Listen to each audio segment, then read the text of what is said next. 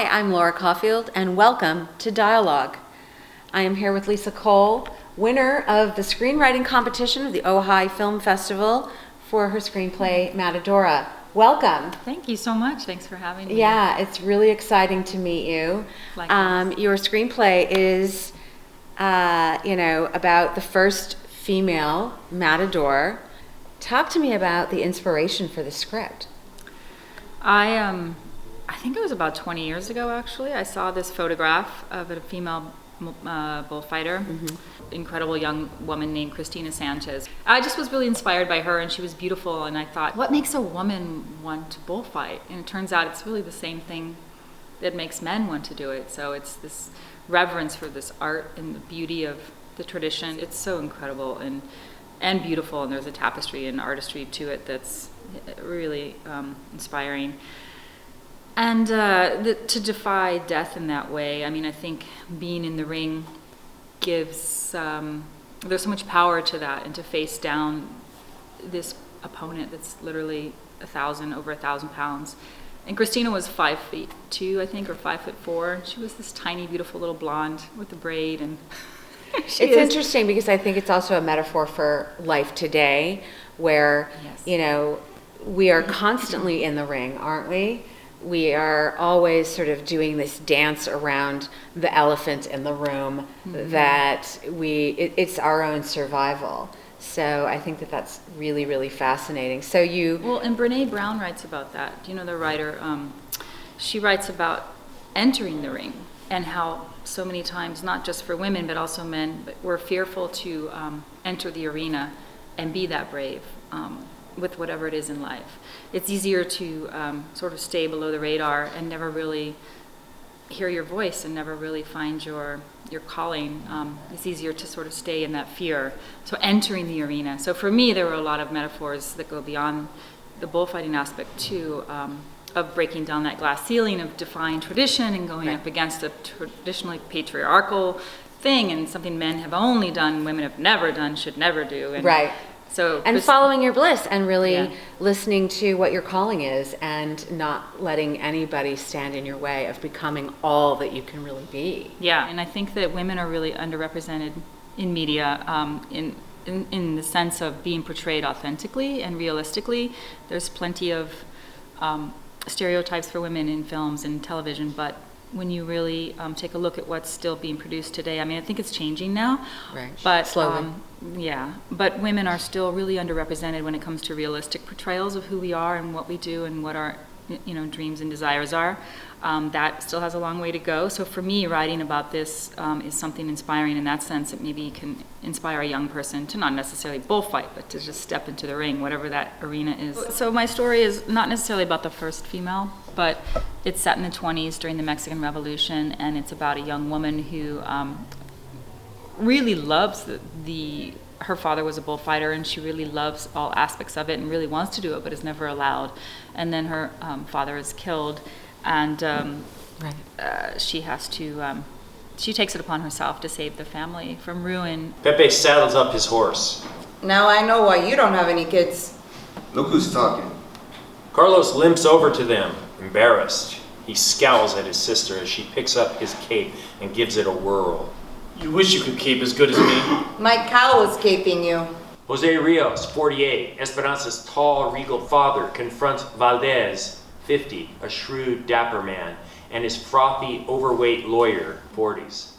The offer is in your best interest, Jose. Valdez retrieves his hat from the coat rack. Maybe so, but it's not in my nature. I always admired your courage, but never realized it took the place of common sense. So the story's about family and tradition and land and love and death, and there's a lot of big themes in the film. Right. It's pretty epic, and it took me a long time to write, and I have two writing partners, Rick Nahara and Mark Monroe, who also helped a lot in different aspects of it. Thank you so much. It's such an honor to be here and to be selected. I want to thank the Ojai Film Festival and Rick Nahara and Mark Monroe, my co-writers, who are award-winning, formidable writers in their own right, for sure. But I did a lot of the legwork and research and read a lot of things about it and went to bullfights, and I also took lessons. So Wow. yeah, I really wanted to know what it felt like, and so I went to a border town, and it was a weekend course, and got to flourish the cape and learn the stance and learn different passes, and then they let us go in the ring with I think essentially a calf. It was maybe 300 pounds, Right. And we weren't there to harm him or in any way, or that wasn't going to happen. I would have never done that, but Right. just to know what it was like to even face down a calf at 300 pounds, it was really intimidating. Oh, I can only imagine. But what a great thing to conquer fear, too. What a great experience to say, if I can face down this bull Yeah, and I can learn this, how does that translate in my life? it felt really good until he stepped on my ankle, and I came home pretty bruised. Yeah, his little nubby horns. He just had little nubby horns. Maybe it was a she, I'm not sure. But she got me in the thigh, and she stepped on my ankle, and yeah, I had bruises for weeks, but I was very proud of them. Right. Battle scars, well fought, well Yeah, won. yeah. So that's fantastic. Have you taken the project out anywhere? Have you set it up at a studio? What's going on with it? No, so the crazy thing is we actually wrote it more than a decade ago, and I think it was way ahead of its time in a way. And also, there weren't as many projects, like Hollywood wasn't as open to Latino-themed projects, and this is a film that has a Latina protagonist, and it has an all-Latino cast. So diversity is so important now more than Yes. ever with what's happening in our country, and so I Agreed. think the time for the script is now. So no, to answer your question, we really haven't gone anywhere with it. I only showed it to a couple of producers that I knew personally then, and they didn't necessarily get it, so we kind of shelved it. And I went on to work at VH1 and do other things. And then for whatever reason, I met someone recently who asked me what other things I had written. And I just thought, I'm going to read that again. And I read it again. And I remembered why I loved it so much. And I, just on a whim, submitted it here to this festival. And was really surprised, frankly, when it won. Thank you for choosing a story like this, because I think diversity, as we're seeing in our nation and in our world, stories about diversity are now more important than ever. And this is a fully Latino cast with a Latino protagonist. It's a really empowering story and speaks to diversity in the film industry too, because of the top grossing films last year. 10% were written by women and only 8% were directed by women. I think it's time to do better than that. No offense, boys. It's Gladiator meets Moana. That's kind of Yes. I've been thinking about lately. Like, what movies? That's a have been great made? way to pitch it. It's sort of that combination in a way. Right. Yeah. Well, I wish you a lot of success Thanks. with it. So what are you writing next? Yeah. So I write women's stories. I have another script with producer Laura Bickford, who did Traffic and Fur and Che and a lot of movies, Beasts of No Nation. So we're trying to set that up right now. It's about a woman, it's called Girl Named Sue, and it's actually a true story. It's like Erin Brockovich, where a woman in Northern California works to save children from dangerous drug homes.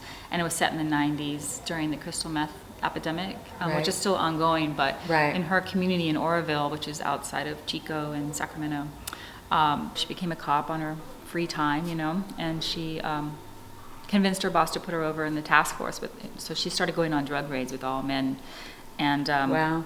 yeah, and identified like there's children in all these homes, and cops and social workers don't always communicate. They don't necessarily trust one another, even though they have the same clients. She saw this problem much differently than the guys did and said, I have to do something about this. All right, well, you persevere and press on. Keep writing. Keep Thanks. doing that, for sure. Yeah.